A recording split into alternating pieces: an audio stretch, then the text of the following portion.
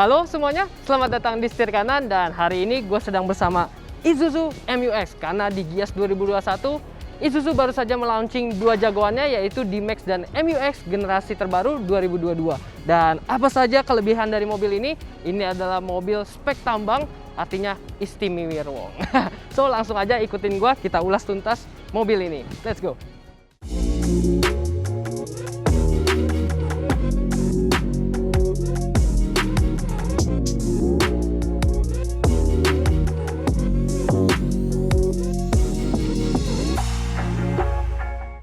Kita mulai saja langsung dari fascia depannya, di mana dia sudah berubah, tampangnya semakin ganteng, berbeda dengan generasi sebelumnya dan juga berbeda dengan kembarannya si Chevrolet Trailblazer yang dimana mereka waktu dulu satu basis. Sekarang lampunya sudah B-LED, ini LED, tapi belum ada fog lamp karena mengingat ini adalah varian yang basic dan versi tambang tentunya. Dia di sini berwarna abu-abu, berwarna gelap, jadi kesannya menyatu semuanya. Di sini kayak ada taring-taringnya, menimbulkan kesan yang gagah, ganas gitu. Keren banget, lampunya menyipit. Dan juga dia memiliki untuk kita nanjak-nanjak gitu, mudah banget untuk mobil ini karena dia punya ground clearance yang tinggi di 23 cm. So langsung aja kita lihat ke bagian samping. Di bagian samping dia bawahnya ini polos, dia nggak ada footstep karena mengingat yang paling sering kena untuk mobil seperti ini adalah bagian footstepnya. Dan ini ground clearance yang tadi sempat gue mention juga di 23 cm, dia sangat tinggi, jadi naiknya pun butuh effort tentunya karena ini mobil laki gitu. Nah, untuk suspensinya di bagian depan dia menggunakan independen dan di belakang dia menggunakan independen 5 link. Jadi untuk spesifikasi tambang, untuk kita melewati jalan-jalan yang ya terkenal dengan kurang bagus itu, mobil ini sudah cukup tangguh. Dan di samping sini dia detailnya polosan. Sennya di sini untuk spion dia masih manual. Juga di sini warnanya nggak ada krum-krum. Dan bergeser lagi kita lihat coba bagian belakangnya. Oke, di bagian belakang berbeda dengan generasi yang sebelumnya, di mana kalau bagian belakangnya tuh polos, bahkan tidak ada tulisan Isuzu-nya. Kali ini dia malah Isuzu-nya tulisannya gede banget, menandakan bahwa ini adalah Isuzu MU-X dan ini adalah yang 4x4. Di sini ada emblemnya menggunakan stiker dan dia juga ada rear defogger, rear wiper, ada high mount stop lamp di bagian spoilernya dan lampunya ini sudah LED juga nih, lampu senja dan lampu remnya. Jadi menimbulkan kesan yang gagah, yang futuristik. Jadi ya meskipun ini spesifikasi tambang, tapi tetap memberikan fitur-fitur yang baik karena lampu ini terang tentunya LED. Di sini juga ada untuk sensor parkir 4 buah berwarna hitam di sini dan juga di sini untuk lampu mundur. Oke sobat setir, sebelumnya juga sebelum kita masuk ke bagian mesin, ini bannya sekarang dia menggunakan ban berukuran 17 inci, menggunakan ban profil 255 65 R17. Jadi emang ini masih ban AT sih, tapi nantinya ketika kita pakaikan ban yang MT seperti yang display di dalam, itu tentunya lebih garang lagi dan mumpuni tentunya untuk melewati jalan-jalan yang kurang bagus. Dan untuk lebar dan panjangnya, sekarang ukurannya panjangnya di 4850 mm, lebarnya di 1870 mm, dan tingginya di 1815 mm. Sekarang kita lihat bagian mesinnya. Nah, ini dia yang spesial dari Isuzu MU-X terbaru, di mana dia menggunakan kode mesin RZ4E-TC yang kapasitasnya hanya 1900 cc, tapi dia punya output mencapai di 150 PS dan torsinya di 350 Nm. Jadi lebih besar daripada yang generasi sebelumnya, meskipun memang belum sebesar tenaga-tenaga yang rival-rivalnya, tapi tentu saja mesin Isuzu terkenal dengan durabilitasnya dan juga bandelnya. Mobil ini juga sekarang menggunakan penggerak 4 roda karena varian yang masuk ke Indonesia hanya satu tipe 4x4. Dan transmisinya 6 speed, percepatan automatic. So, gue penasaran banget dengan mesin barunya ini. Kita langsung aja jajal mobil ini. Kita test drive. Let's go sobat setir.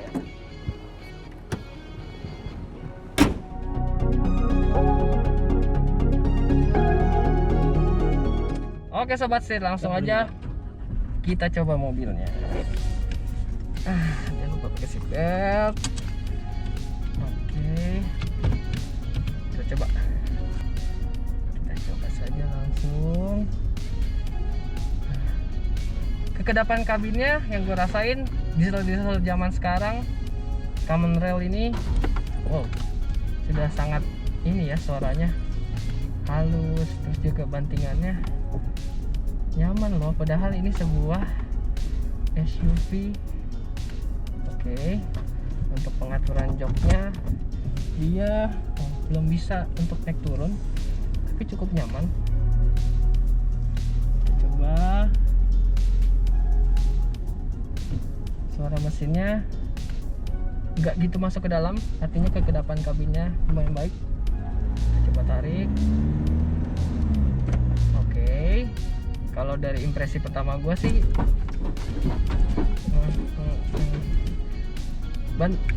untuk mesinnya dia lumayan lagnya.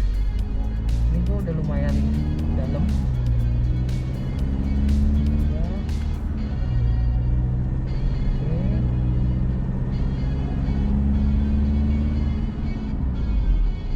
Mesinnya ciri khas suaranya sih beda dari diesel-diesel yang lain ya. Mungkin karena dia emang cc-nya nggak begitu besar.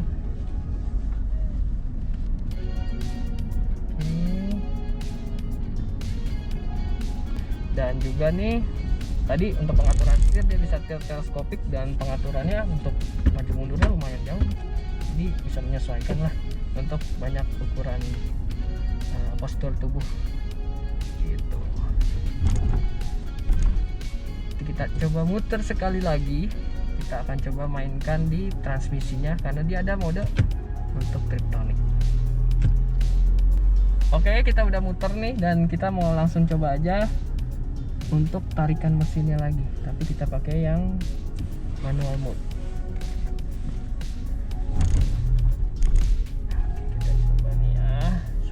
Dia ada mode triptonic, kita geser ke kanan jadi manual. Di sini ada indikator giginya juga, di MID-nya.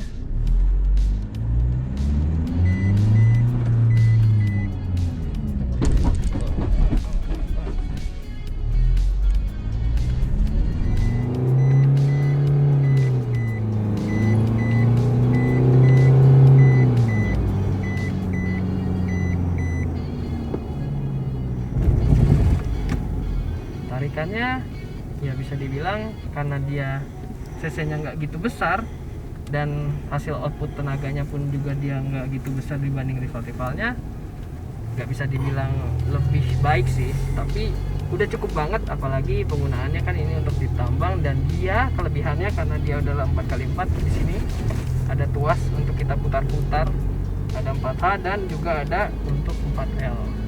Jadi kita coba nih nanti untuk nanjak kita ubah ke 4L untuk gigi yang lebih rendahnya. Oke, kita berangkat dulu.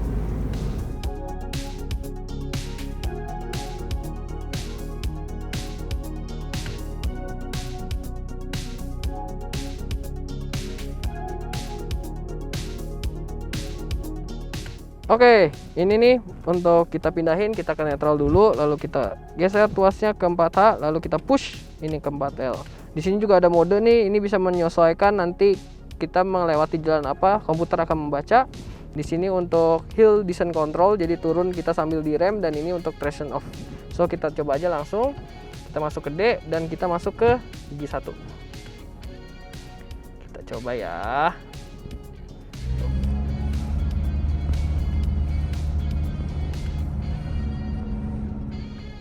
Oke, ini ada tanjakan sedikit, kita ubah ke gigi 1 ya. Kita lihat dia sanggup nanjak apa enggak.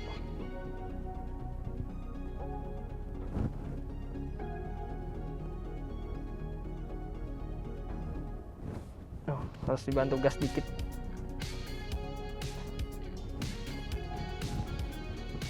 Oke, dia jauh lebih low. Jadi kalau untuk turunan pun kita nggak perlu ngerem karena dia udah low. Nah, kita pindahkan lagi saja ke 2. Oke.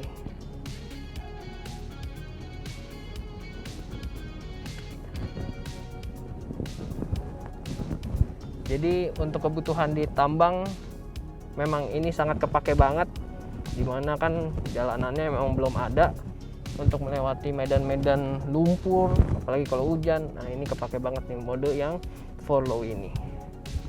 Oke, untuk interior detailnya dia masih menggunakan analog, digitalnya di MID kecil tapi udah ada colornya juga, dan setirnya juga masih menggunakan karet kosong. Di sini nggak ada audio steering shift ataupun cruise control, karena ya emang spek tambang, ngapain juga pakai cruise control, ngapain pakai audio, ngapain pakai kulit, nanti yang ada pada rusak. Jadi emang peruntukannya nih wah plastik, jadi lebih kuat, lebih durable, dan juga masih ada sih tetap nih soft touch di bagian sini, ya maksudnya untuk sebuah mobil tambang ini spesifikasinya sudah cukup mewah gitu. Di sini juga udah ada untuk head unit, dia udah touchscreen, serta AC juga udah banyak nih, bisa pengaturan, bisa untuk ke berbagai arah, ada untuk muka, ada untuk kaki gitu. Jadi udah cukup lengkap. Yang paling lumayan ini juga mewah nih, di sini hadir rem tangan elektrik dan juga ada auto hold-nya. Untuk spion juga udah elektrik pengaturannya, kita bisa matiin nyalain AC di bagian belakang, serta juga ada headlamp leveling di sini. Ini udah lengkap banget. Yang lainnya standar lah. Habis ini kita coba bagian belakang.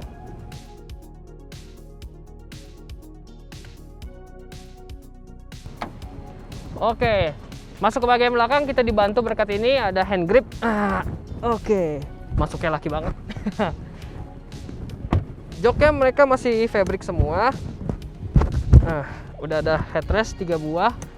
Jadi untuk safety juga aman. Seatbelt juga tengah udah 3 titik. Semua dapat seatbelt 3 titik, safety-nya aman. Dan untuk hiburan sedikit di sini ada tweeter untuk di jok baris kedua. Untuk legroomnya, wow, amazing. Dia punya sekitar 11 sampai 12 jari jaraknya. Dan juga headroomnya dia masih punya hingga sama nih sekitar 10 jarian. Dan ini bisa di recline, lumayan rebah. Dan dapat armrest juga. PW banget. Ini nih mantap nih, memanjakan bos-bos tambang. Dan ini juga dia dapat cup holder di sini. Jadi praktis. Di sini masih ada, di sini juga ada kompartemen terbuka, lalu juga di sini ada untuk slot untuk kita pasang power outlet 12 volt. Jadi lengkap. Dan juga safety-nya udah ada isofix juga. Di sini ada AC. Nih, isi AC-nya di sini untuk pengaturnya. Double blower-nya, lampunya masih halogen, dan sampai ke baris ketiga untuk kisi AC-nya. Coba kita intip sedikit ke bagian belakang. Masuk ke belakang, sudah one touch tumble, dan coba kita lihat apakah masih ada ruang kakinya. Ini pasti paling rebah sih, coba ya. Ini lumayan nih kalau paling rebah, masih oke banget. Kita dapat headrest juga di belakang. Ini legroomnya masih ada 5 jari. Coba kita rebahin dikit. Oh, masih nyaman. Kaki masuk ke dalam masih bisa, dapat armrest dan ada cup holder dan juga penyimpanan di sini. Wow, seatbelt 3 titik. Masih ada kaca juga yang nggak terlalu kecil, jadi masih nyaman loh. Iya, tuh. Legroomnya ya kurang lebih 3 jari. Headroomnya kurang lebih 4 jari. Oke kok. Nggak nyangka. Masih nyaman juga. Oh, masih bisa rebah juga. Oke. Wow. Terkejut gua. Ini nyaman. Oke, sekian dulu untuk impresi awal dan bagaimana rasa berkendara singkat saja tentang MU-X generasi terbaru, di mana dia sekarang hadir bukan untuk melawan rivalnya seperti Pajero ataupun Fortuner, karena dia dikhususkan untuk spesifikasi tambang dan dia hanya ada satu trim, harganya di 559,8 juta saja. Tidak ada pilihan yang lain. Yang pasti pilihannya itu automatic dan penggerak 4x4 tipe basic. Gitu sobat setir. So, kalau dari gua mobil ini cocok banget untuk spesifikasi tambang, terutama mesinnya. Dia kecil tapi bertenaga dan sudah disesuaikan dengan bahan bakar yang ada di Indonesia. Jadi nggak perlu khawatir lagi kalau memang harus terpaksa pakai solar yang kondisinya atau kualitasnya kurang baik. So, segitu aja dari gua. Terima kasih sudah menonton. Jangan lupa untuk like, comment, subscribe, dan juga follow Instagram kami di setir.kanan. Gua Krisnadi, sampai jumpa di video selanjutnya. Bye-bye!